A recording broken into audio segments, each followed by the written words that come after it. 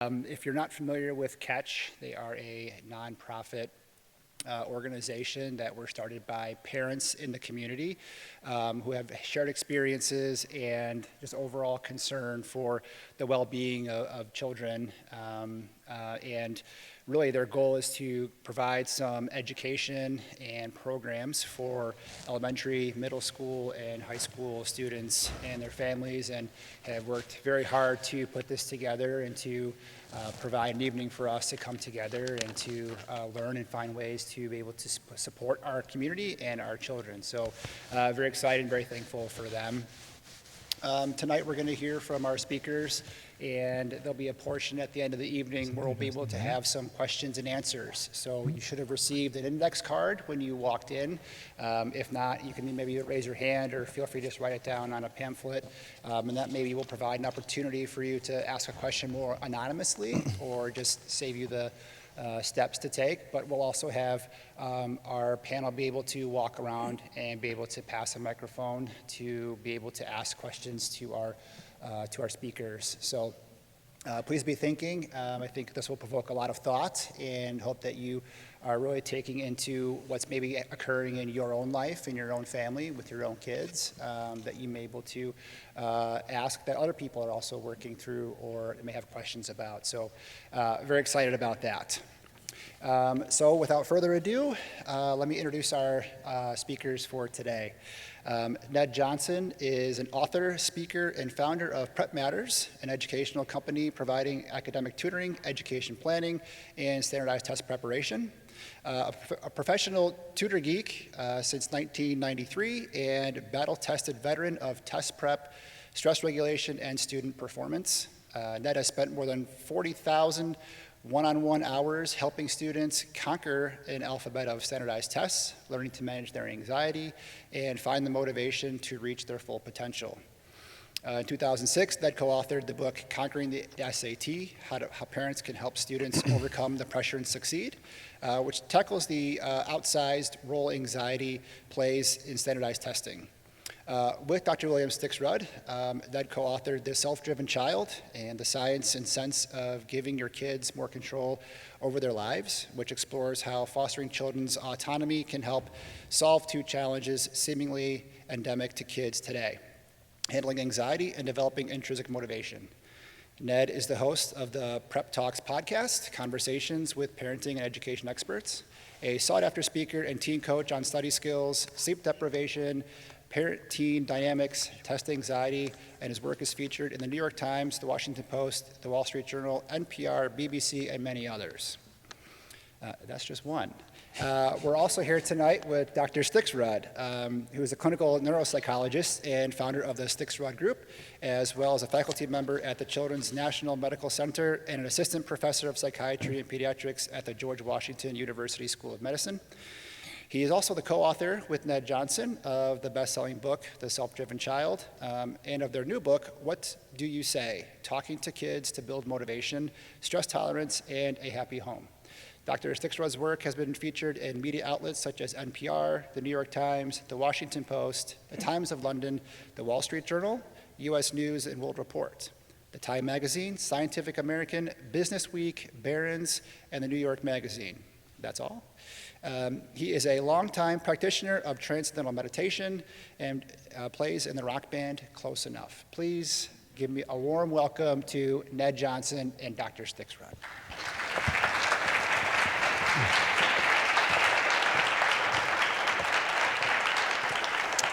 Thank you, Brian. Hi, folks. Nice to be here. I'm a clinical neuropsychologist, and I made my living for the last 38 years testing kids who are struggling in some way, and I try to figure out what's going wrong and what's going right and how to help them. And I never get tired of it, in part because I can help a lot of kids and their families, but I just love what kids say.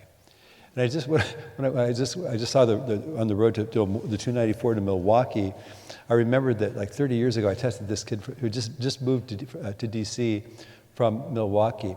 He's 11 years old, and I asked him a question from this test of verbal ability. I said, "How are beer and wine alike?" And honest to God, he said, Well, in Milwaukee, in my church, I think they're both using communion. and this is a true story. In the last 6 years, there's been 3 kids that I've tested sitting across, and it turns out they all have autism, but sitting across the table from me. They look over to their right, they see a picture of me in a tuxedo and my daughter in a wedding gown. And all 3 kids say, "You got married?" I said, "Yeah, I did like 40 years ago. That's a picture of me at my daughter's wedding." And all 3 kids said with just disgust in their voice, they said, "You married your daughter?" So it's a fun way to make a living. So Ned, several years ago, somebody introduced Ned and I together, and we just liked the way each other think. So we started lecturing together, mainly about kids who were either hyper-motivated in a way that's obsessive and not healthy, or a lot of kids I see who they aren't good students, they figure, what's the point of trying? And also, even then, even several years ago, that what people are describing as an epidemic of mental health problems in adolescents. And post-COVID, the mental health crisis is off the charts. And for people like me, who are seeing people who need therapy, they need psychiatrists, and just not being able, everybody's full. It's really very troubling. And the thing for me is this.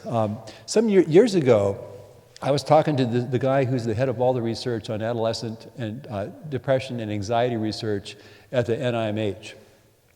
And he said, our top societal priority should be preventing mental health problems in children and teenagers, because if a kid gets depressed, or a teenager gets depressed, develops an anxiety disorder, it changes in the brain in a way that it doesn't doom them, but it makes them more vulnerable as they get older to just kind of prolonged episodes of anxiety and depression, recurrent episodes of anxiety and depression. And so Ned and I, our thinking has been the last several years that so many of the kids and the families we work with, I think the idea is that the most important outcome of the kids' childhood and adolescence is where they go to college. And from our point of view, the most important outcome is sculpting a brain. The neuroscientists say teenagers are sculpting brains. They're going to take an adult life. Sculpting brains that are healthy. And brains that know how to be successful, but also that aren't chronically, they're not used to being chronically tired and stressed, so they can't enjoy their success. And we see so many adults, and certainly so many high school students and college students who achieve at the highest levels who are friggin' miserable. We know so many adults who have everything you could possibly want, except for happiness. And so our mission is really to help parents and kids in schools get clear about what it is that really makes people happy. And we want kids to achieve at the highest level that they want to achieve. But we want them to do it in a way that's sustainable. And certainly many of the kids in your community and where you live who are really successful, their pursuit of success is not sustainable. In the sense, if you're getting 4 hours of sleep every night and just chronically stressed and chronically tired, you can't keep that up forever. Something's got to give. And so ways that are sustainable and that allow them to have a brain that's going to be able to enjoy their success. And so in our first book, The Self-Driven Child, what we talk about is a sense of control, because we know that a low sense of control is the most stressful thing you can experience. And all the mental health problems, anxiety, depression, substance use disorders, self-cutting, all that stuff is related to disordered stress response. They're all stress-related problems. And we figured if a low sense of control is the most stressful thing you can experience, and we have this crisis of mental health problems, this must be a really big deal. We also knew that healthy motivation runs through autonomy. It's this sense of, this is my life. Nobody's making me do this, I do it my own. And so we emphasize how important a sense of control is, that's our mission, really. It's such a powerful idea. And we know that kids' sense of control over their own life diminishes every year they're in school. Problem.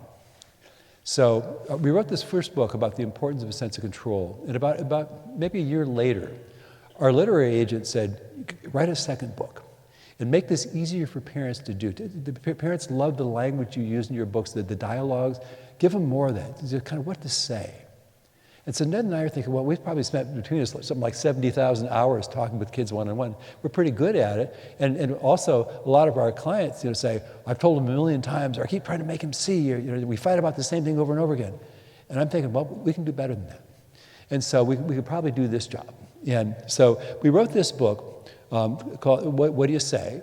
How to Talk with Kids to Build Motivation, Stress Tolerance, and a Happy Home. And we realized that if we're going to talk about communicating with kids, the purpose of communication ultimately is connection. So let's start the book with a chapter on connection. And we interviewed dozens of adolescents. And we said, who do you feel closest to in this world? And several kids said, my mom or my dad. But a lot of them said, my aunt or my uncle or an older cousin or my older brother or my teacher or a counselor or my coach. And we said, what is it about this person that makes you feel so close to them? And invariably, the kids said something on the order of, they listen to me without judging me, and they don't tell me what to do.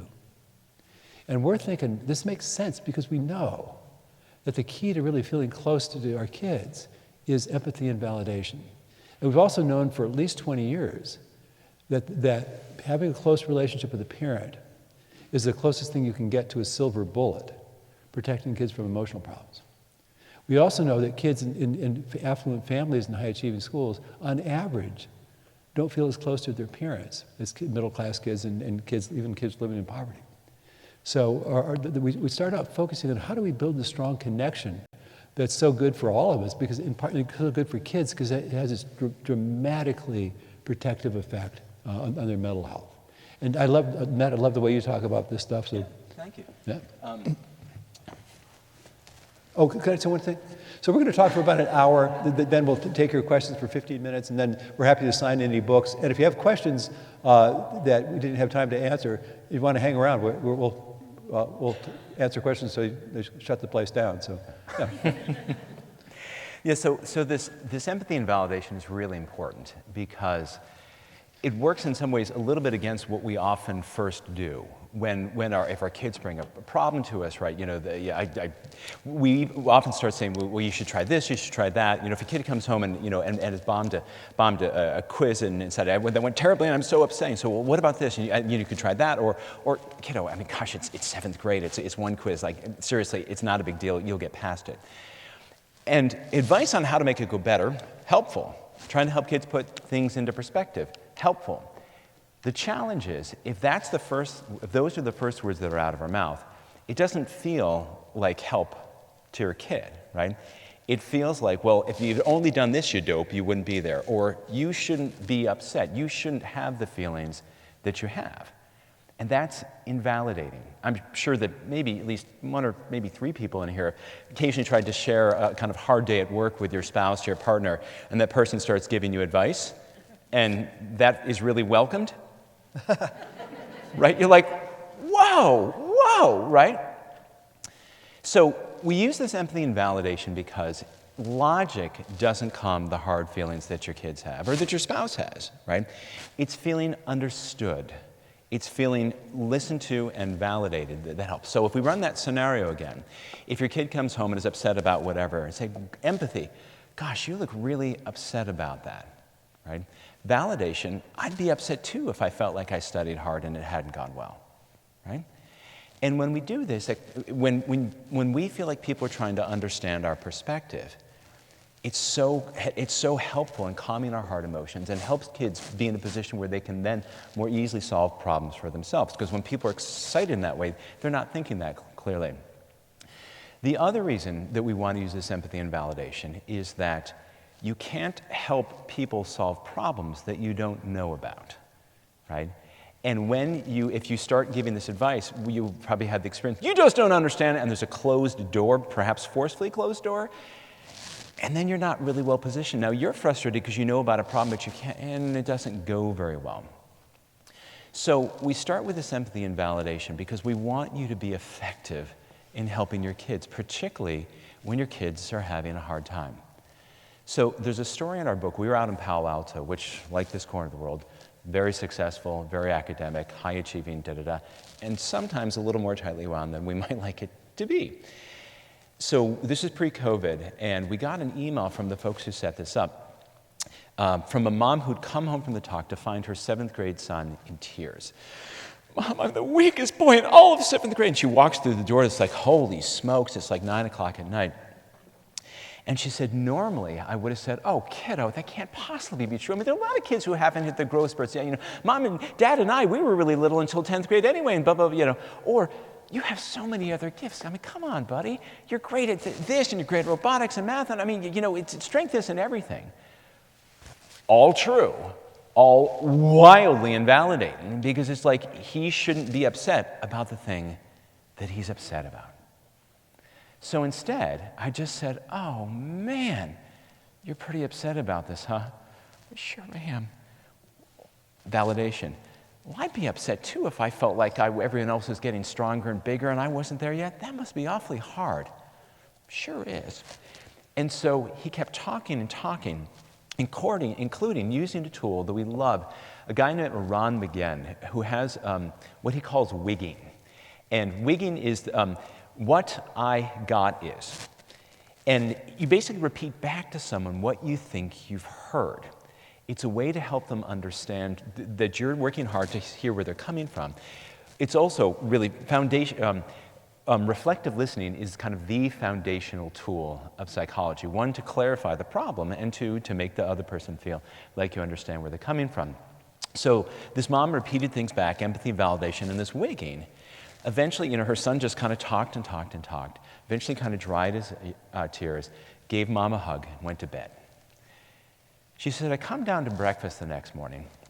I made breakfast. He comes down to breakfast, and he has a written plan for how he thinks he's going to get stronger, and enlists his mom's help for, can we do this, and what about, and we can go to the playground and do pull-ups, so I can't do any yet. You'll have to help me, but maybe we can start with one, right? And this is the outcome that we want. We talk about this and build a lot in the Self-Driven Child, that the best situation we can have is when people are having a hard time, that they figure out solutions for themselves. They figure out a way to make this better. Because at a neurological level, this is what coping looks like. And the recipe for developing resilience, people know Tina Payne Bryson, co-author with Dan Siegel, The Whole Brain Child, just wonderful. And she puts it very succinctly. It's adversity, things that are hard, adversity plus support. And Mom didn't solve things. She didn't take away the steering wheel, the remote control, or tell him what to do. She was just there supporting with this empathy and validation. The last thing that I'll say in terms of this close connection is that the way that we really develop close emotional connections to people is one-on-one. You have your best friends in the world, and you go out for coffee, right? And you just talk and you talk. Now, you can go out as couples, but it's not the same thing. John and Julie Gottman, who are these experts on relationships, make the point, the way that we develop emotional closeness is by paying close attention to subtle changes in emotion. And we do this best when we're looking face to face with someone, particularly someone where we know the terrain of that face. It's your friends since college, right? And you have spent your child's lifetime watching their face, and they've spent their lifetime watching yours.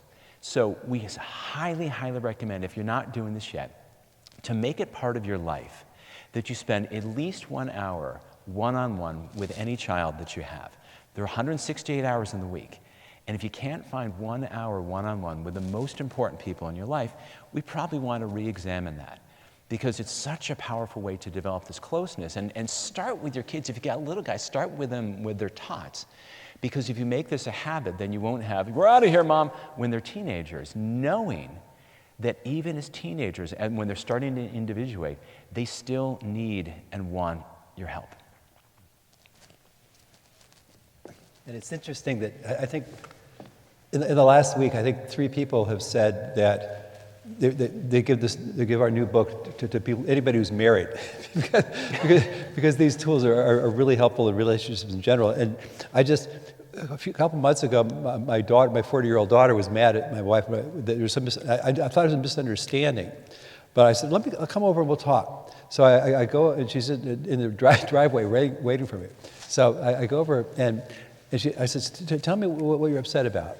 And she explains it to me, and rather than trying to talk her out of it, I said, God, if I understood it that way, I'd be really pissed too. I said, my angle is a little bit different, and if you'd like to, I'll explain to you how I see it. She said, okay. So I explained that I really thought there was a misunderstanding here. We weren't keeping anything from her. We just hadn't made a decision yet about something. And within 2 minutes, we were laughing about stuff. And it's a really powerful tool, set of tools, really. Now, so we start out this book by talking about the importance of connection, and then we revisit some of the themes that we talk about in our first book. And one of them is this idea that in 1986, I wrote a couple articles about homework, and I discovered at that time that homework doesn't contribute to learning in elementary school. And some of the families that I work with, they'd say, God, our after dinner is like World War III at our house, fighting about homework. I thought, God, what a waste of time and emotional energy. So I said, my prescription was, tell your kid, I love you too much to fight with you about your homework. And then say, I'm willing to do anything I can to help you. I'm willing to be your homework consultant. I'm willing to sit with you and help you with stuff. I'm willing to get a tutor if you need it. But I'm not willing to fight with you all the time. And I'm not willing to act like somehow it's my responsibility to see you to do it. And so I started thinking about this idea that we should think about ourselves, especially as our kids get older, as really more as consultants to our kids than as their manager or their boss or the homework police. And what the goal being that Ned and I had an article in New York Times a couple of years ago where we knew 7 kids by November 1st who had started college and were already home. They weren't ready. And some of them were really high-achieving high school kids who were just burned out when they started college. Some of them were kids with bad ADHD who just weren't ready. But the point is that we thought these kids need more experience running their own lives before they go off to college. And that's our goal, is that we want kids to be able to run their own lives before they go off to college. And so this consultant idea has 3 implications. And one is that we want to offer advice, we want to offer help to kids, but we don't want to try to force it down their throats. And one of the humbling, as the older I get, the more humble I get about knowing what's really in a kid's best interest. I mean, I flunked out of graduate school the first time I went, and I felt like the biggest failure. It was the most humiliating thing. It scared me, too. I didn't know what I was going to do. And it took me a month to realize it was the best possible thing that could have happened to me. And because life is like that, we don't always know what's in a kid's best interest. So the way we see it, our goal as parents is to help kids figure out who they want to be, what kind of life that they want, what kind of life they're going to be happy with, and how to pursue it. So there's 3 implications, and one is that we offer help and advice. We offer our wisdom, but we don't force it. The second is that we encourage little kids to make decisions about their life, and we require adolescents, and particularly older adolescents, to make the important decisions about your life. Because one aspect of running your life is making decisions about your life based on, and we know that decision-making is hugely based in emotion. We want kids to be paying attention to their own emotions. What do I really want? What's important to me? If I made this decision, how would it affect my family or my friends? And we know that kids, if kids, we say, make informed decisions, meaning if you're making a decision about something you don't know that much about, talk to people who know more than you do, but you make the decision. I want you to have tons of practice making decisions before you leave home. And so I want you to learn from your experience. So it's offering help, not trying to force it, offering advice, encouraging decisions, and for kids, older kids, requiring them to make the important decisions about their own life with advice and help as necessary. And the third is, as Ned was implying, we want kids as much as possible to solve their own problems. And I gave a lecture about the self-driven child in Houston before the pandemic. And I happened to mention arguably the most elite high school in Washington, D.C. And at the end of the talk, this woman came up to me and said, I'm a psychotherapist here at the Menninger Clinic, this very, very, very prestigious mental health clinic in Houston. She says, we know this independent school in D.C. really well, because so many of the graduates, they get into the top colleges, but they can't handle it emotionally. You know, the first time they realize that the other kids, there's a lot of kids that they're as smart as they are, the first time they get a B, or that they have trouble making friends, they just can't handle it. And so they take a medical leave of absence and they come here for treatment. It said, to the one, they simply have not had enough experience being responsible for their own life. They've been jumping through hoops and building a resume, but they haven't been responsible for solving their own problems. And so this consultant idea, it's a very powerful idea, and the shift in the way we think is extremely empowering to ourselves and to kids. And we think in this book we talk about the language of the parent consultant in two dimensions. One is what we call the language of getting buy-in. So Ned has this cartoon, and it's his dad. He has his two sons by the nape of the neck, and he's saying, "Listen up, boys, and listen up good, because I'm only going to tell you this 1,000,000 times." You know, and the idea is, don't tell them 1,000,000 times. Get buy-in. So we say things like, you know, "I've got an idea about that. Can I run it by you?" You know, or you know, "You want to hear my advice?" Or just simply saying, "Kid has a problem. Is there a way that I could help?" And this slide, I was talking about this in New York a few years ago, and this woman is sitting in the front row, and she turns to the rest of the audience and said, "This idea in the last couple of weeks has transformed my relationship with my 15-year-old daughter. She's in boarding school, we talk on the phone several times a week, and every time we talk, it turns into an argument because she tells me some problem, and I said, well, here's what you need to do, and I prescribe what she should do. She fights me on it. It just devolves into this argument. We hang up the phone unhappy." She said, last week she called, because I've been reading this book, and she said, brought up some problem, and I just said, "Is there a way that I could help, honey?" And then it was fun. Then we could brainstorm together. I wasn't trying to convince her of it. I wasn't trying to lay stuff on her. She was getting buy-in. And I see a lot of kids who think they're stupid. Kids have learning disabilities, kids have ADHD, they think they're never going to be successful. And for a lot of kids like that, the more you try to encourage them or try to talk them out of it, the harder they hang on to it. So what I learned to do is say, I'm not going to try to take that away from you. And then but if you'd like to, I see it really differently, and I'll share my point of view. So the language of getting buy-in, what I say a lot to kids is, for whatever it's worth, and then I'll say something and then I'm not trying to force it on them, but for whatever it's worth really works well. The second aspect of this language of parent consultant is the language of no force, where you say to kids that obviously I couldn't make you do this. I'm not trying to force you. And we know that with the most resistant, difficult, angry, rigid kids, the best thing we can do is say, I'm not going to try to use the force of my will to make you do things. Obviously, I couldn't force you to do it. And when you take force off the table, that it's so much easier to have an influence on kids. You know, Ned says you can either have power or influence over a kid. And if you kind of say, I'm not trying to do a power play here, it's so much easier to influence kids. And I'm commonly asked to talk kids into things. The parents will say, well, could you see my kid and tell him to believe this? And I say, well, I don't believe in talking kids, talking kids into stuff, but I'll talk to them about it. So just a couple years ago, I saw this kid who was in 8th grade, some really smart kid, 8th grade, but he's getting C minuses in a Catholic school. And in Catholic schools, most of the 8th graders are applying out to Catholic high schools, so it's a big pressure year because they're trying to build a resume in 8th grade and get an academic record to get into the elite Catholic high schools. And so this kid was completely sucking, and his mother said, could you talk him into taking his medicine for ADHD, because he was diagnosed with ADHD in 2nd grade. He refused to take it for 6 years, including last year when the pediatrician had a meeting with, kind of come to Jesus meeting with the kid, and he said, make me take it. He didn't. So I said, I'll talk to him about it.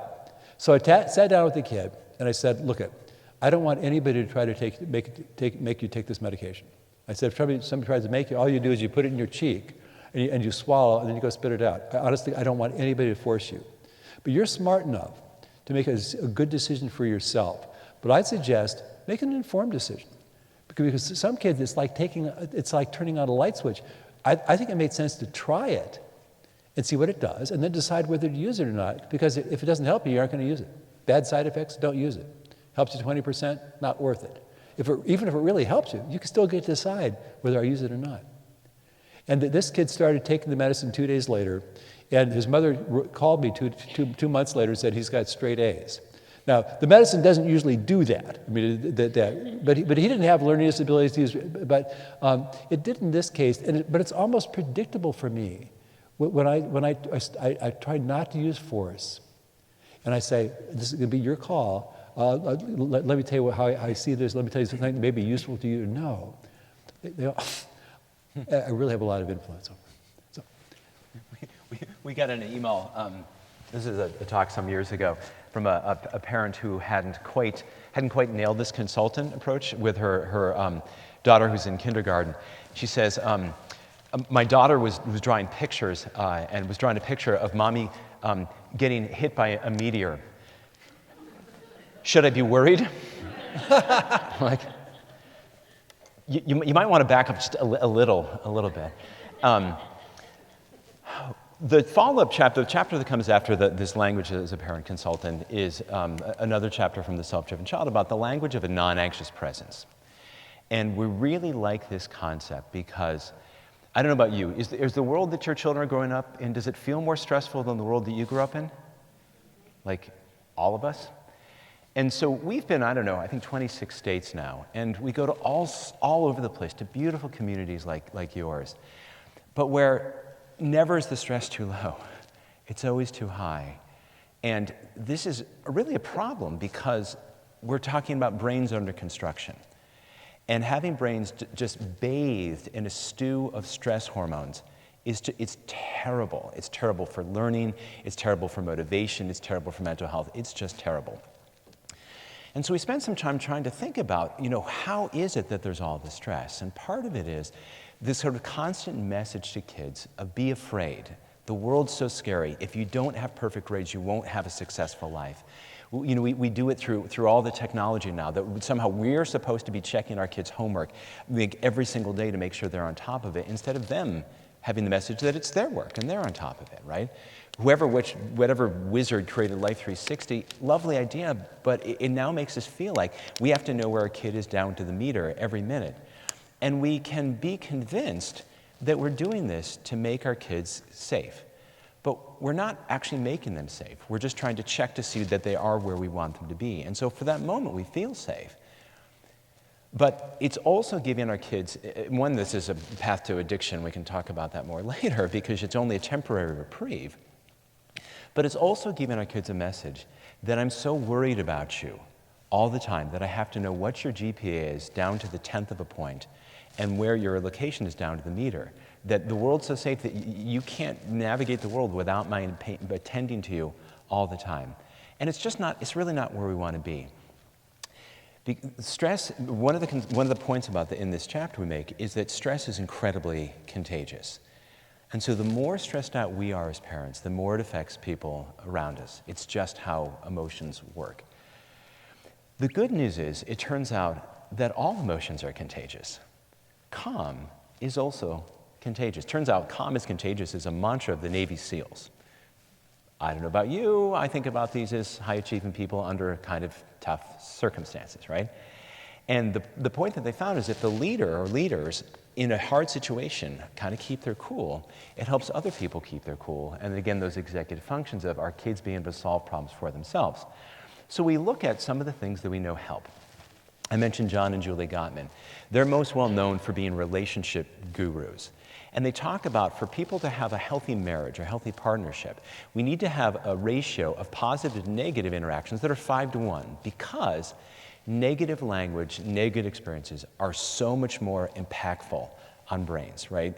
When you yell at someone, and you're particularly a child, it sticks with them much, much, much longer than the things that are gentle. So we want to be very purposeful that we move in the direction of a lot more positive interaction. And so asking your kid 5 times in a day how their homework is going doesn't count, right? We also know that just language itself, just hearing the word no, if you're in a functional MRI, it's this cascading effect of stress on the brain, and it takes a while for that brain to then calm down. So how can we move in the direction of being a non-anxious presence? Because we want that. When our kids have a rough day and they come home and they're upset, and we want to try to empathize and validate. If we don't go, kids like, this is a disaster, and you go, you're not kidding, these grades matter so much, we're not really helping the problem, right? And so if instead we can say, wow, you must be so annoyed by that, and kind of keep our cool. And so with language, right, with things like, I get that you're upset about that. And yeah, but in my experience, these things usually work out okay, even though this is pretty hard right now. Or a kid who's sort of perfectionistically driven. For what it's worth, you don't have to be perfect at everything. You don't. You just got to be good enough at a few things that really matter to you.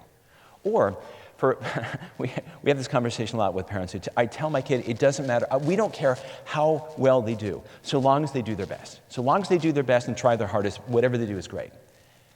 But if we pause and think about that, that too is conditional approval. I approve of you.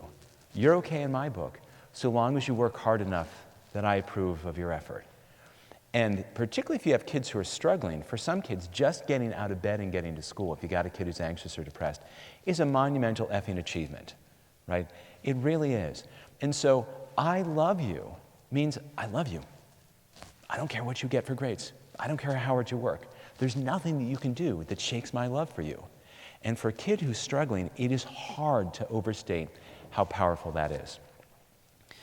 We also strongly recommend things that lower your own stress. Because the way that, the last couple of years has been a little intense for most people, Larazian, right?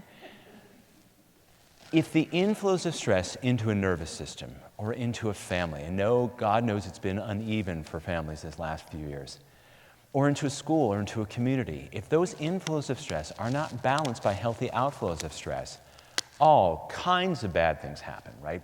Increase in substance use disorder. We know that everybody drank a whole lot more during the pandemic, right? Domestic violence, self-injury, and of course, anxiety, depression, and worst of all, suicide.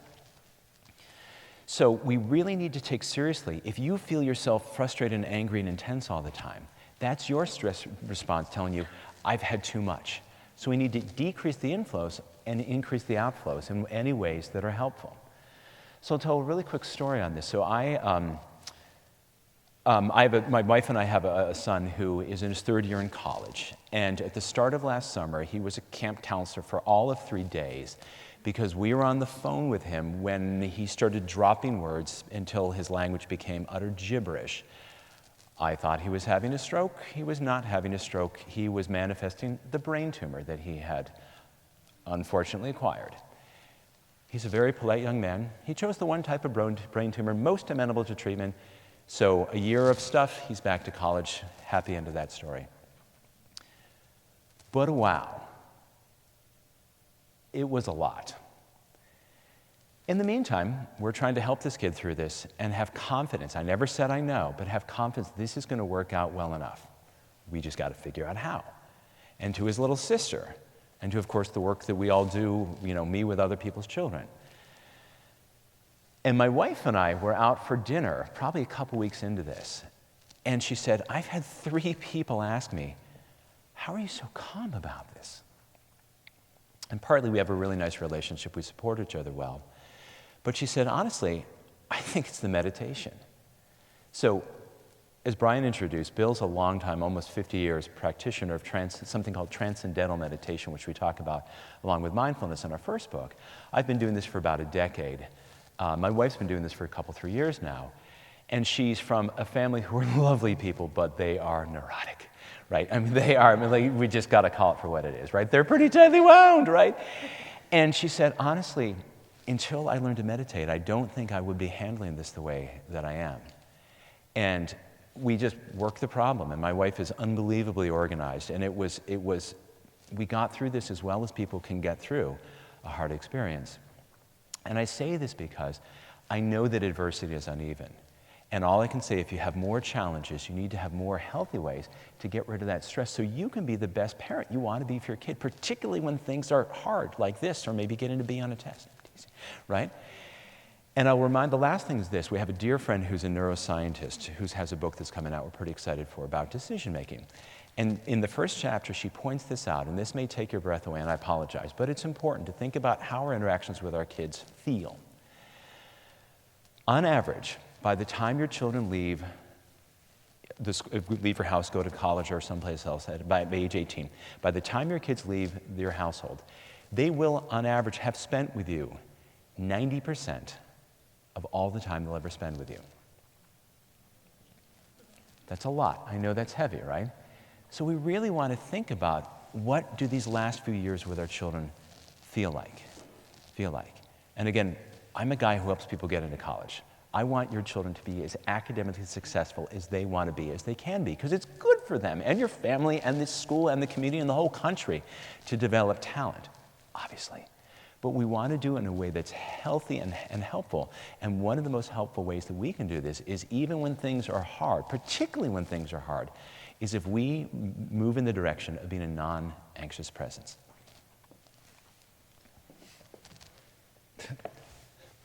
I know this woman a few years ago. She lives in New York, and she and her 17-year-old son who had autism, they learned transcendental meditation together. And the mother was blown away by how much it helped her son, so she called a friend who's a reporter for the New York Times to write a story about it. And the reporter interviewed the kid and said, what do you notice from meditating? And he said, TM calms the mind and it calms the mom.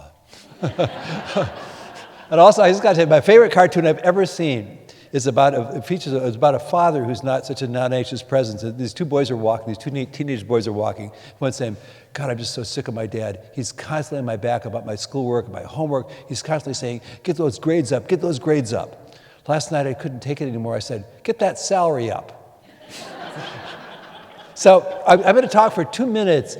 In both our books, we talk about motivation. Because so many kids we see have motivational patterns that are unhealthy and not sustainable in the sense of it's this obsessive drive. I'll sacrifice my health, my well-being, sacrifice my family for achievement. And so many of the kids that I see who aren't good students, I figure, what's the friggin' point of trying? I'll never make it.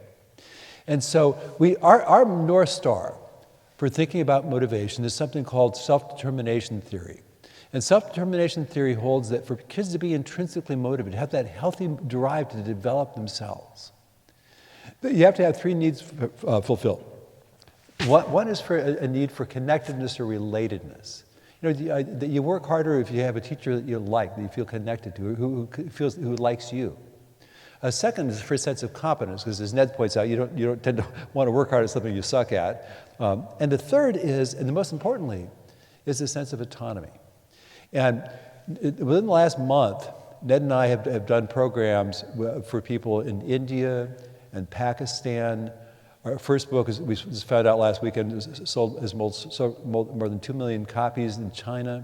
People all over the world are experiencing these mental health problems. In China, there's huge motivational problems. And because what we do is we lean on this competence, this achievement part, like 99%, and in a way that often is harmful to our relatedness with our kids and that really undermines the sense of autonomy. And so we think that the most important thing we can do to develop healthy motivation patterns is to really let kids know that this is their life and to give them as much choice as possible of how they do things. Because so many kids feel, I hate this life. I mean, we talked to 1,000 kids, 2 groups of 1,000 kids this morning.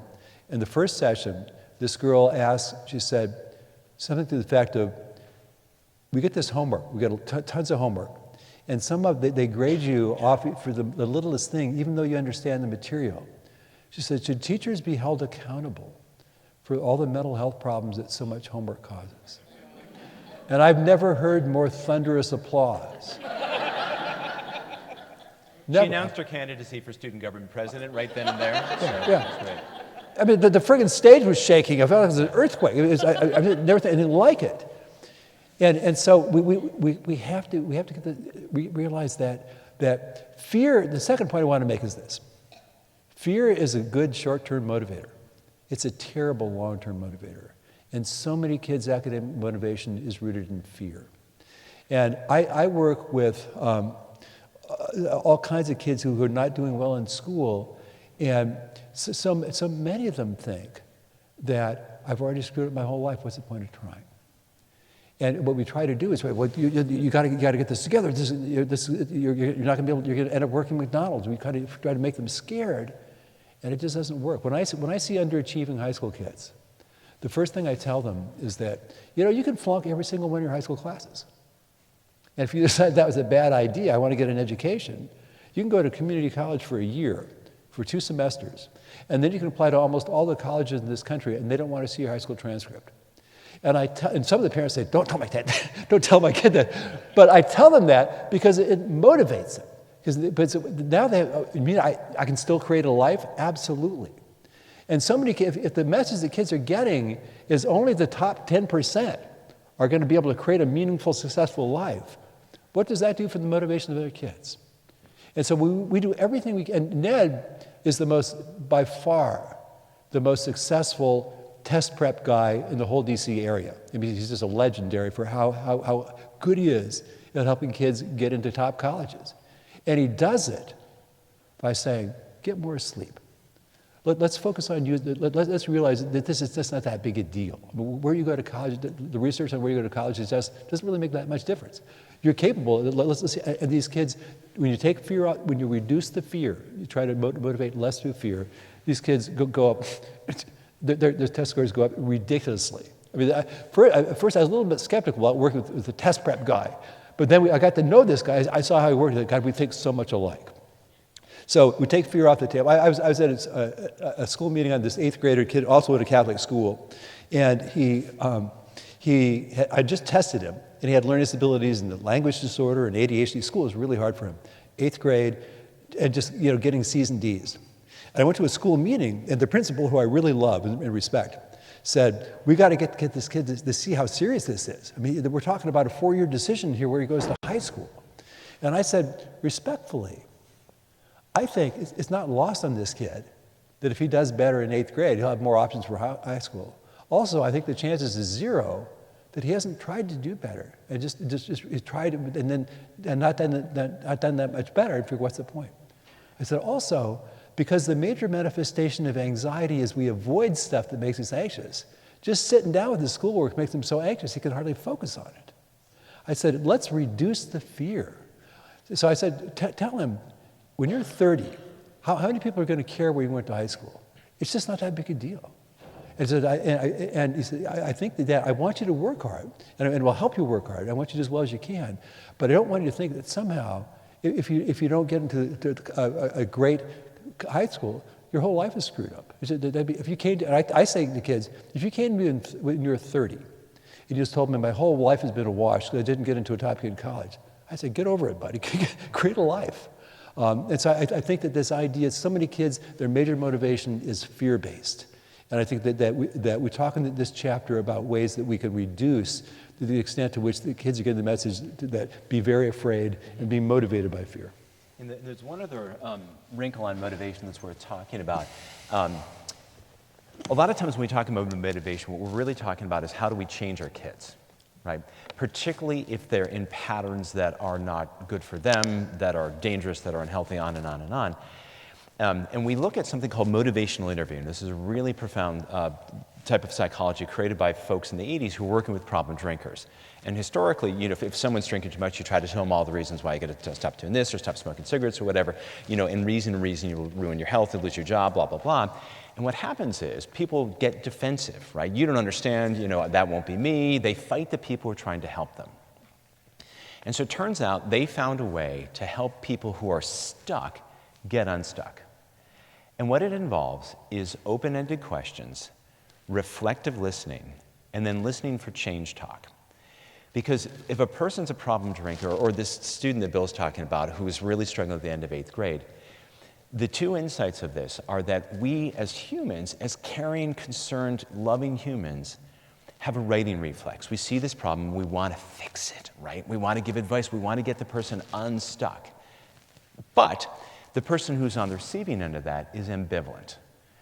This boy understood if he got better grades, he'd have better choices, right? If he got better grades, his parents would be more relaxed. His teachers would be more approving. His friends would think he wasn't such dope, on and on. But it could take a lot of work.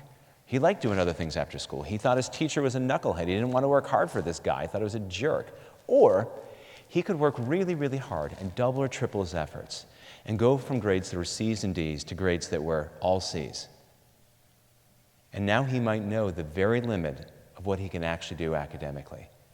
And that's scary. So he was stuck because he wanted to do better, but he's afraid to. So we have a friend who's a really good school counselor. I understand you guys have some really good counselors here. We're so excited to hear this. And this friend of ours caught wind of a girl who was smoking a lot of pot. Oftentimes kids are smoking pot because it makes them feel better. They're anxious. And so our friend went up to this girl, took force off the table, said, look, I'm not going to try to talk you out of smoking pot. I just want to be really clear on this. You're a smart kid. I'm sure someone's explained that you understand the risks. But I would like to understand kind of your relationship. Kind of what do you get out of it? Can you tell me a little bit about this? Open-ended questions. So the girl kind of waxes rhapsodic about, the kids she smokes with. They're really funny. They're cool. She feels cooler than she normally is. She feels less stressed when she's high, on and on and on. Our friend uses that wig in reflective listening to make sure she's got it. Eventually the girl says, and you wait for this change talk, eventually the girl says, it is kind of expensive though. It would be easy to pounce on that, but our friend doesn't connect the dots for this girl. She says, well, tell me more about that. Well, it costs a lot. I buy it twice a week, blah, blah, blah. Reflective listening. Well, what if you open-ended question? If you had more money, what would you do with it? I'd probably get a new pair of shoes. My friend Bill's got these ones. They're really cute. And I think I'd get my hair, well, maybe not. I think, I'm teasing you, Bill. I think I'd get my hair done. I haven't had my hair cut for quite a while. I said, well, that makes sense. This is the sum total of the conversation. She thanks the girl for her time, for being so open, and off they go. She sees her a couple weeks later. Her hair's cut. Goes up to her. Hey, that looks really cute. Tell me about your hair. Oh, yeah, do you like it? I do. It looks really good on you. So how'd you get the money? Oh, well, yeah. I mean, aside the last couple weeks, maybe only by once, I just smoked a little less, and so I used it to get my hair done. That's cool. And off she goes.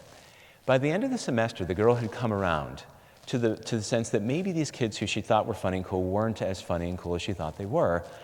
And maybe, though, while she didn't feel stressed about not doing well in school, she kind of did want to do well in school. And she eventually stepped away from smoking pot as her, extracurricular, or maybe her curricular activity. And I understand that it's a lot easier to apply this if you're a trained therapist, as our friend is. And if it's someone else's kid, I mean, probably if you came home, and found pot in your kid's background, your first thing like, woohoo, chance for close connection, right? I mean, that's probably not where you're going to come down.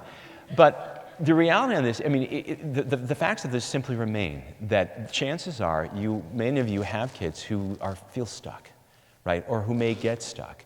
And you want to know how can you do this, because few things can be more stressful than being a loving, concerned parent and seeing your kid in a terrible situation. And the harder you pull, the harder they pull back.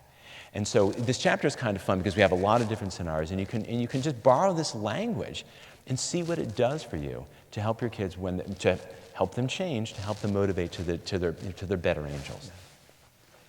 It's interesting that your point that maybe it's probably easier for counselors to do that than it is for parents. But non-anxious presence. Yeah. A couple summers ago, we were working on this chapter, and I tested a 15-year-old kid who, during COVID, and he was a basketball player, and he's ninth grade, and he really wanted to make the varsity as a 10th grader. And his mom said he's smoking pot every day. And I said, well, let me send you this draft copy of this chapter called The Language and Silence of Change, about helping kids change without directly trying to change them. And I said, did you follow the script, what this counselor did? And this woman said, she said, so what do you get out of smoking pot? And he says, well, part of it is I just don't, I'm worried about 10th grade, I don't worry about it as much. So it kind of lowers your anxiety, the reflective listening. And he talked about it's kind of fun with my friends, and with COVID, it's less boring. Then he said, but I can't work as hard at basketball. I'm worried that I'm not driving myself enough I'm not going to be able to make the varsity. And Mom said, any ideas about what you should do? He said, I'm not sure. But at the end of the summer, he wasn't smoking pot. It's a powerful tool. And in this chapter, we also talk about something called the SPACE program. And I asked some of the mental health people here if they'd heard about it. They hadn't. It's very popular in the East Coast. SPACE stands for Supported Parenting of Anxious Childhood Emotions. And it's a program developed out of Yale, a guy named Ellie Leibowitz, that treats anxiety in children and teenagers by working with parents only. And it turns out it's as effective at helping kids lower their anxiety as cognitive behavioral therapy for the kids as themselves. And the premise is, just as you're saying, because we're mammals, we're wired in a way to soothe and protect our young. And the challenge is, if we got an anxious kids, we try to protect them from what makes them anxious. And we do a lot of the soothing and the reassuring. And the challenge is that makes kids less anxious in the moment, but over time it turns out it makes them more anxious. And so the SPACE program, the idea is you start to express confidence, you use empathy and say, I know the situation makes you really anxious, but I'm 100% confident you can handle your anxiety. as opposed to, I need to protect you from anxiety, I know you can handle it. It's not going to kill you. You've handled anxiety before, I know you can do it. And the second point is because we make these accommodations or these modifications to the way we relate to kids to make them less anxious, we say, I used to think that making the modifications, these accommodations, would make you less anxious. But I realized it really hasn't helped at all. In fact, I think it made it worse. So I'm not going to do this anymore. And you just, it's a skillful way. Mm-hmm. But what I love about both these approaches is that they're extremely powerful for helping kids change, but we don't try to change them at all. And Ellie Leibowitz, the guy at Yale, says, if you're trying to change somebody who's not asking you to help them change, all you get is conflict and resistance. And I just love this. I love the idea that we have so much power to influence kids by focusing on what we do. Mm-hmm. And so that's what we want to say about motivation and change. Let's do speed rounds here on sleep and technology and happiness. Do you want to go first? Sure. Yeah. So, I mean, there's a lot to say about sleep and technology. We have a whole chapter called The Hard Ones, talking with kids about sleep and technology. We put these together because typically these are intertwined. And we talked with all of your kids today. And Rachel, how many people are tired today? Everybody. Everybody. I lost track. I was trying to count. Yeah, not the 20 or so kids who are asleep. But yeah. Right, I tried to count, right. I tried to count how many people were actually asleep. I lost people in that round. I got up to 57 who were asleep. You know, I mean, obviously they need the rest. It is what it is, right? And the thing to know, when the point that I made to your kids, I said, if you decided it was a good idea, that you, just for fun, you wanted to take on an anxiety disorder, here's the recipe. Be too tired and too stressed for too long. You'll nail it.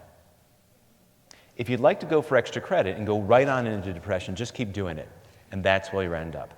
It's just basic chemistry because sleep insufficiency elevates cortisol, the dominant stress hormone. And so the effects of sleep insufficiency on the brain look just like being anxious. I was pointing out to this kid, sorry, I was throwing you all under the bus. I said, do you ever notice how when you're really tired, like your parents are even more annoying than normal, right? You're like, that's so true, right? Because this threat detecting part of the brain, it's just wired up. And of course, your kids aren't exactly a bundle of joy when they're tired either, right? Also ask them, how many of you feel like you're on your phone too much? All of them. How many of you would you like to be on your phone less? All of them. The challenge is how we go about this. And the point that I made to them is that we adults rationalize our use. Oh, it's work email, I've got to do this, and meanwhile we're playing Wordle or checking the Yankees score, right? Please, I hope they lose. Well, that's right. The Wizards are playing tonight. Right? Yeah. Oh my gosh, right? You know?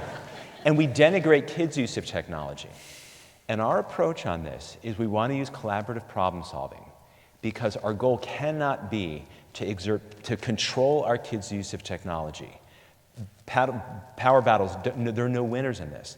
Our effort has to be how to teach our kids to learn how to manage for themselves their own use of technology before they leave the household and go off to some far-flung college with their hopes, dreams, and a suitcase full of your money, right? And when they can do whatever they darn well please. And there's a really fun story in there about my son who's ADHD and the epic battle with Fortnite. It's really worth reading. But in this thing, very deftly got buy-in to be his technology consultant. We need to be working with our kids, not on our kids, because we all think we're so much better, but we didn't grow up with these things right at the time that their brains are being wired. And this is important because too much time on screens is really bad. But the thing that's hard is if I had a gambling addiction, I can have a life without gambling. Don't need it. You can be teetotaler and never have a drink. Doesn't affect your life. But their education is on screens. Their connection is on screens. Their entertainment is on screens, the same way it is for all of us. And so we have to work with them, not on them, because when we do this, they're starting to draw pictures of mommy in the meteor again, right? And that's not going to work very well, because the really good advice that you have to share with them goes la, la, la, la, and they're not hearing it. So we talk about screen, we talk about pornography, we talk about social media, we talk about video games, and there's a lot to be said in there. But it's all working with, starting with empathy, trying to understand what they get out of it, so that we then get buy-in and we can have influence on how they're using this technology, because these things are powerful technologies created by people who are intent on becoming billionaires, even at the expense of what they know are the profound psychological impacts on all of us and the brains of our developing children. Yeah. And I'll just mention too that it struck me several years ago that I would say that the majority of kids that I see, because I see so many kids with anxiety disorders and ADHD, have trouble sleeping. And so many of the parents said, I'm just constantly fighting with them, trying to get them to go to bed. And I asked the parents, how do you sleep? And so many of them say, I have terrible insomnia. And I said, instead of just having arguing about the same thing over and over again is always toxic. I mean, that's one of our postulates. And rather than doing that, say, have a family meeting and say, how can we help each other all be better rested? What can we do to support each other in being better rested? None of us want to be tired all the time. We know how being tired impairs your emotions and your performance. And it's just a better approach, this collaborative approach. And the last thing that we'll say is that I actually made 2 trips to Houston. My second trip, I lectured, it was an independent school, and I lectured to faculty in the morning and parents at night. And at lunchtime, I had lunch with these student leaders. And I asked them, how many of you want to be happy as adults? And they all kind of sheepishly raised their hand, like, duh. I said, what do you understand it takes to be happy as an adult? And this one kid, he said, well, that we understand that if we get into a good enough college, everything is set. And I'm inside going, oh, God. Because we know that the mental health crisis in college campuses is off the charts. Like 60% of kids at Yale are seeking mental health services. That was the idea. And we knew about the work of Laurie Santos at Yale, who for many years lived in residential dormitories with Yale undergraduates. What she was struck by is that these kids had gotten themselves into arguably the most prestigious university in the world, and they were miserable. She said they're always so tired and so stressed and so anxious and so pressured, they just didn't enjoy being at Yale.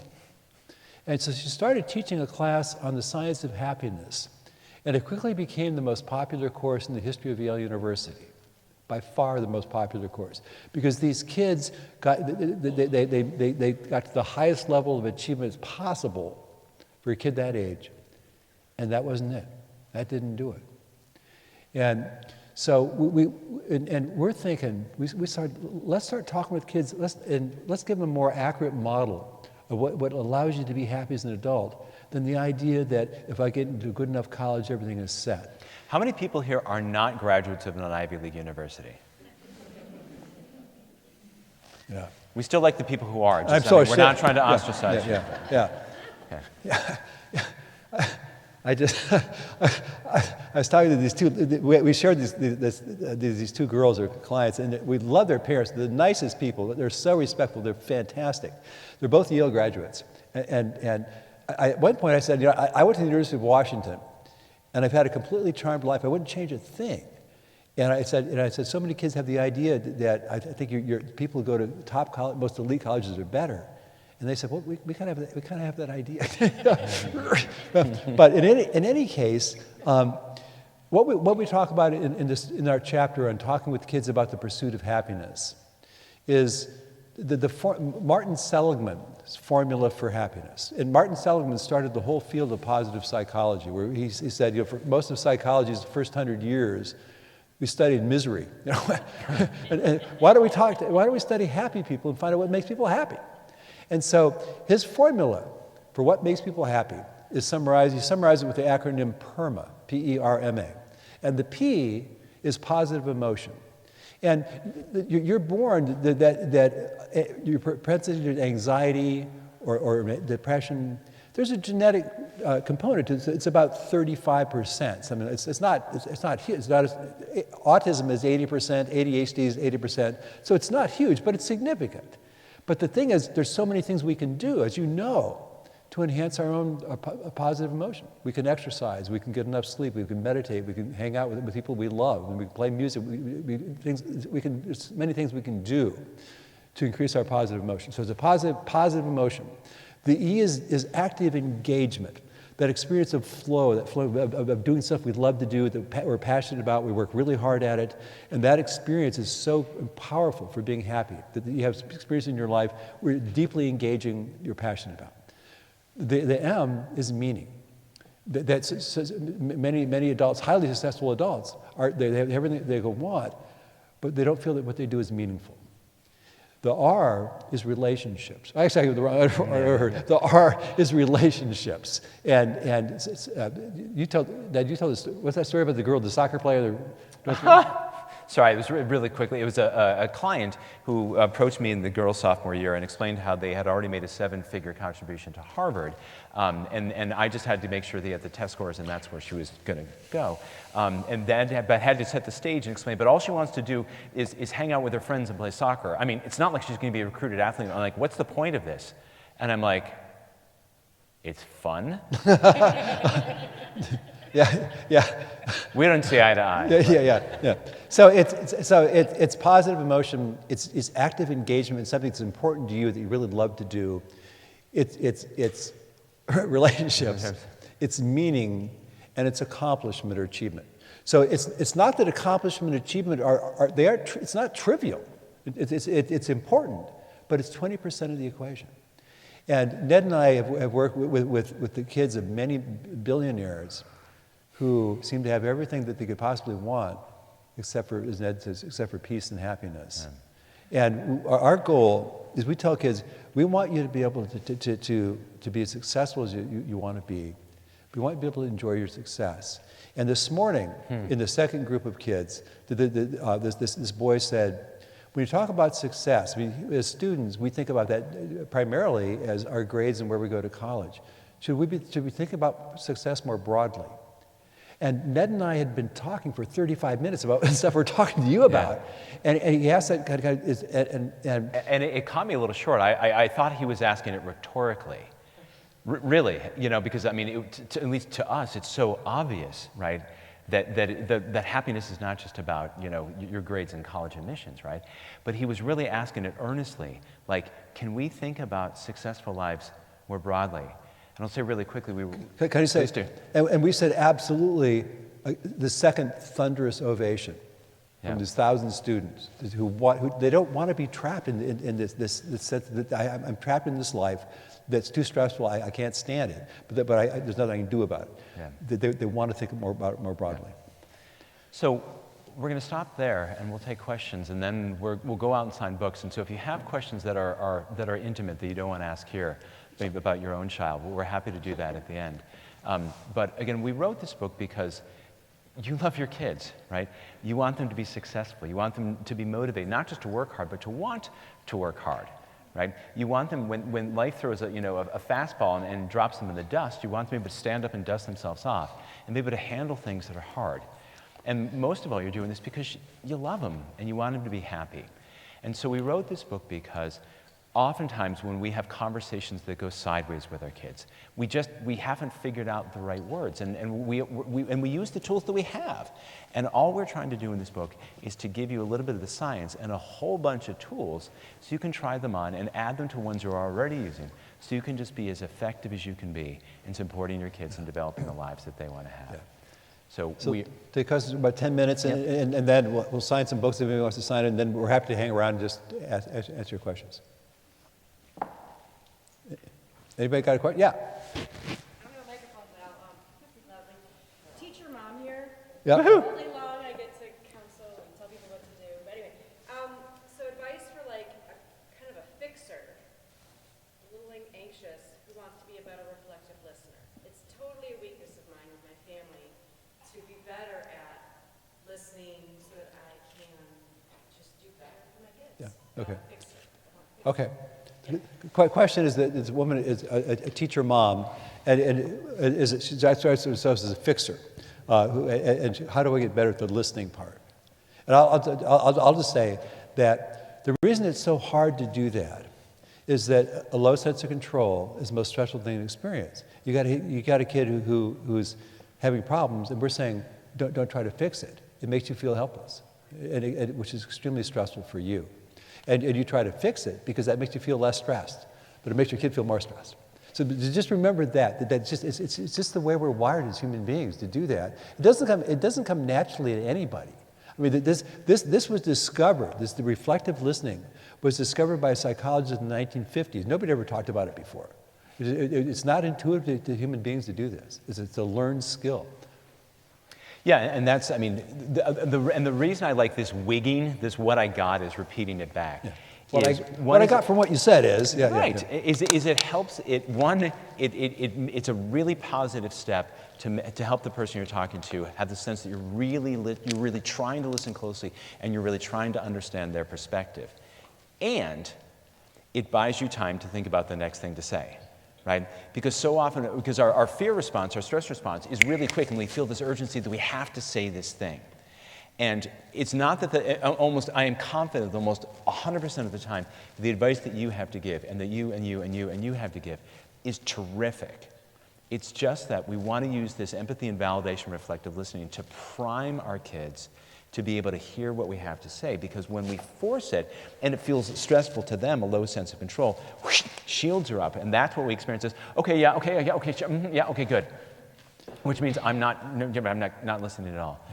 So I would try, this first chapter in the book in the reflective listening, I think will help you, in part because, as Bill points out, you'll read this and realize, I do that too. Because we all do this. I have to work so hard on this. I have a daughter who is at least 20 IQ points. I mean, she's brilliant.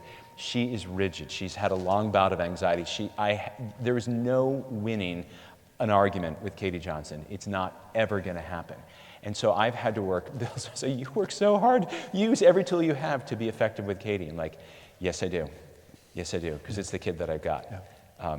But I'm glad that you're a teacher. I'm glad you have the instincts to want to fix. Yeah. That's just 1A, that's 1B rather than 1A. Yeah. You just one little thing in front of it and you'll be golden. And I want you to know, it's safe to do it. It's safe because if you just ask yourself, if your kid has a problem, whose problem is it? Ask yourself, just remind yourself, it's her problem. And remind yourself also that the way that she's going to become resilient, the way that she's going to develop what we call high stress tolerance is by solving her problems. And it's not that you can't help, but if you just don't try to fix it, you just say, is there a way that I could help? Just offer to help, as opposed to saying do this or that. Then it changes the energy in such a powerful way. Then we want you to be a resource for your kid. You have a lot more wisdom than he or she does. But it's just if you just say, is there a way that I could help? Then it's a discussion. Then you aren't trying to lay stuff on her. And then you're still respectful of her, and she can decide to use your suggestions or not. That's well said. Do you have a question back there? Oh, yeah.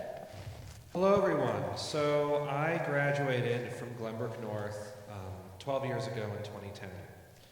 I am an autistic adult, and one of the things that really kind of shaped my career here at Glenbrook North was the fact that because of my autism, there are things that so many kids are pressured to do that I knew that I could never do, and it really wasn't in my best interest to do. I remember when it became apparent that college wasn't going to be right for me. At a school when so many are expected to just go to college as if it's the 13th grade. I remember when it became clear in driver's ed that I wasn't ever going to be able to drive a car. And when I finished high school, I saw so many of my autistic friends have their lives totally ruined because they were expected to do things that their typical peers did, but they couldn't because of their disability. And the best thing that I've had in my life are my parents who were there defending my choice to not do things that I knew weren't going to help me, that I wasn't going to go and be the good college kid. But that didn't mean I wasn't going to be a happy person. And one thing I have to thank my parents for is that, you can be a happy person and pursue happiness even if you're not going to do all these things because of a disability you didn't ask to be born with that your typical peers are going to do. So no, I didn't go to college after graduation here. There's things that I will never do, but I'm still happy and I'm glad to be happy. So thanks for this. Thank you. Thank you so much for sharing that. And the last chapter in our first book, The Self-Driven Child, It's called Alternate Routes. And it's about maybe a dozen or so people we know who either didn't go to college or flunked out of college, or in my case, flunked out of graduate school for not turning in any work for 2 straight quarters. And just people who had setbacks or people who made really nice contributions in this world who didn't do the standard straight A student go to college. I mean, and so many kids, the kids that we were talking to today, have the idea that you become successful, that the road to success is just a straight uphill, and if you ever get off the road, you're screwed. And so we talk about people who find their own path, and how many people who are incredibly successful, they've done all the things they're expected to do, who are miserable. And I just respect it. I just love the direction that the thinking about autism is moving, in the sense that we aren't broken. Don't try to change this. And I just thank you so much for sharing that. Yeah. And I would add to that, there's one of the great researchers on stress and anxiety is a woman named Sonia Lupian, and she says one of the single best ways to lower stress is to use Plan B thinking, right? That my dream is to go to whatever, but to know that if that doesn't happen, there's another path for me, right? Because most mental health is changing thinking from I have to I want to. Because ultimately we can keep all kids moving in paths, and they may be zigging and zagging, if they know that what we're really trying to tell to all young people is that there's a place in the world for you. And when we define it in this very narrow way, and people feel like I can't do that thing that I'm supposed to do, it's not a very helpful model. It's not a very helpful message. And for all kids, for all of us, we're trying to figure out what our strengths are, what our interests are, and you figure out where's my place in the world? How do I contribute to the world in ways how do I give meaning to the world in ways that are meaningful to me? Yeah. And that's a complicated thing to do, but we need to give kids and support all kids in having the time and space to think that through, because you sure don't want a lot of effort that isn't moving in the direction of a life that feels meaningful to me. There's a story in our book about this kid, one of my friend's kids, his dad's a physician, and this kid dropped out of college his second year and thought he's the biggest, he thought he was the village idiot, was really down on himself, and found a training program in sound technology. And he, a two-year training program at a vocational institute, and he just won his second Emmy Award in sound tech. First work on The Watchmen, something you saw that. And it's just so it's a beautiful point. And there's so, I mean, how many people do you hear about who they go to Princeton and they get an MBA at Harvard and they go to investment banking and they're burned out in 6 or 7 years, so they go out, they buy a farm in upstate New York and they're just living on a farm. I mean, our definition of a successful life is a life that you're happy with. And that's the thing, we want kids to be happy with their life. The achievement's great, but we want them to be happy with it. So let's take one more question, then we're going to sign books, and if you want to hang around, we'll talk. I have a question here for Yeah. you. Oh, yeah. How important is it for a parent to watch and let their kid make mistakes as a result of their own decisions? It can be very anxiety-provoking. For the parent. Yeah. My always joke on that is, I mean, does anyone have teenagers? Has anyone tried to help their kid learn to drive, like drive lessons? Okay. When you think about that, you move from the driver's seat, right, and about, 3 feet over to the passenger seat, but the change in perspective is bonkers, right? Right? And, I've felt my whole career that when our kids are not doing well, our most important work is on ourselves. But part of it being this non-anxious, I mean, I've sat so many families who told me about a kid who's struggling in some ways, and one of the parents, sometimes the father will break into tears and say, I just want him to feel good about himself. And after they stop crying, I say, I think we can more convincingly help them feel good about themselves if we aren't worried sick. If we say, okay, I understand this is a hard place for you to be, but the way I understand it, this is just part of your path. This is something that you need to go through to be who you're going to be. And I think that if we think about challenges are a necessary part of a kid's path. I think it's a really helpful way to think about it. And this 2 Christmases ago, I got a couple Christmas cards. Well, actually, I got more than that, but I got these 2 cards from clients, and one said, on the front of the card, it said, "You were right." And I flipped the card over, and it's these 3 young adults with their spouses, and the parents wrote, "They all turned out great." And these are all kids who were hot messes when they were 10, 15. One of them had flunked out of college twice, who's now a successful attorney on Capitol Hill. And they said, because I know, I've known since 1992, that the prefrontal cortex part of the brain is extremely slow to develop. It's not fully mature in many ways until you're 30 or so. And that I've just seen such transformations in kids who are 2 years later, 2 years down the road, 5 years later, 10 years later. They're different people. And so I think that if we remember that our job is to help kids run their own life, and when we give up control, it makes us anxious because the sense of control is really stressful. But that's where the work is on ourselves. That's the work is our intention, is to move in that direction to be a non-anxious presence for our kids so that we can be helpful. And I felt my whole career, the best message you can give a teenager, besides "I'm crazy about you," is that I have confidence in your ability to make to make decisions about your life and to learn from your mistakes. And I want you to have a ton of experience doing that before you go to college, or before you leave home and do whatever you're going to do, because that's how you become good decision makers.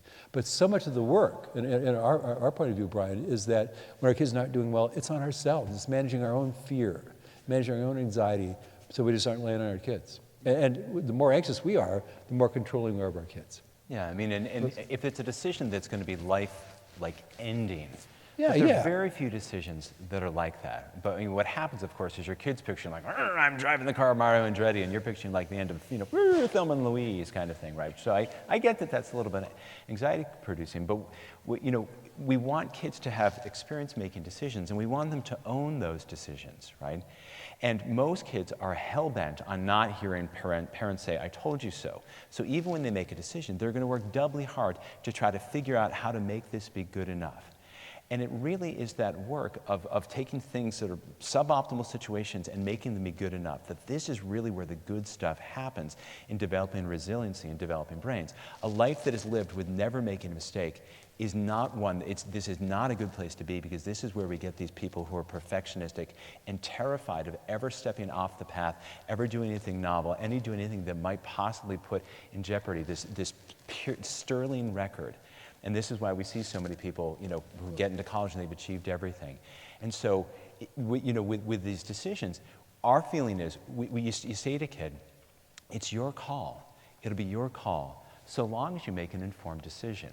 And when you say that, it's going to be your call. I do this with my daughter all the time, the brilliant who never win an argument. When I say it's going to be your call, down comes the defensiveness. And she's much more likely to say, "Well, can we talk through? I just want to make sure that you understand my perspective on this." And she's so much more likely, as your kids will be, to hear the advice that you have to say. And when you back off, they're so much more likely to incorporate the feedback that you give, because they lack the wisdom and the experience that you have. But they too, and this may surprise you, they too want their lives to be successful. I'm just thinking that Julia Lythcott-Haynes, who was a former dean at Stanford, she described a lot of the students she worked with at Stanford as like porcelain teacups. They broke so easily. And so it's just a necessary part of development. So we're going to go sign Brian's some. got one more question for you. you. Go. Please. We love Can we questions. do one more? Yeah. I know the security guy. Yeah. So, Okay. Thanks, Brian. So, and I think this one speaks for probably the masses, but so what do I do when I get a one-syllable, monotone, short answer to an open-ended question that kind of leaves nothing left to reflect back? And I may be the only one. Well, so I'll start. So I have a daughter, and I live this for a year. And to be fair, I had a background. I told your students this earlier today. My dad was an alcoholic. My mom was mentally ill. She was institutionalized. I ended up spending 3 months of 7th grade in pediatric psychiatric hospital. Sharing my feelings was not safe, so I didn't. So when I get upset, I go very dark, and I just sit inside. And my daughter seems to have that same tendency. So, Katie, are you okay? Anything I should know about? Is there a way I can help? That's hard. So the thing that I did with her, this empathy and validation, I can see you're really upset. I don't know what it is. I'm not going to try to pry it out of you, but I obviously want to help in any way that I can. Then, if there's something that I can do to help, will you let me know? And then I step away with this. Is it okay if I just check in on you in a half an hour? Just to see that you're okay. And every time I did this, if I said I'll come in 45 minutes, she'd be downstairs in 30. If I said I'll come up in 30, she'd be downstairs in 20, every single time. Because this sense of control, if you're being forced to give up your words or give up your feelings when you don't want to, it's so stressful. And she's a kid who's had some stressful things in her life.